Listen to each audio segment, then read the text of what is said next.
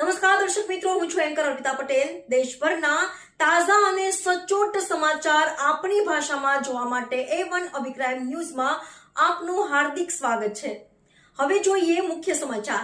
આજ તારીખ 13/8/2025 બુધવારે અમારા કુટુંબના વડીલ યોગેશભાઈ જોશી જન્મદિવસ નિમિત્તે આજે અમારા માતૃશ્રી તબિયત નાજુક હોવાથી આજરોજ આનંદધામ ગૌશાળા વાવ રોડ ખાતે આવેલી છે, જેમાં ગાયોને ઘાસચારો નાખીને અમારા માતુશ્રીની તબિયત સારી થાય તે નિમિત્તે યોગેશભાઈ જોશી દ્વારા ગૌશાળાની અંદર ગાય માતાને ઘાસચારો જાતે જઈને ખવડાવ્યા હતા.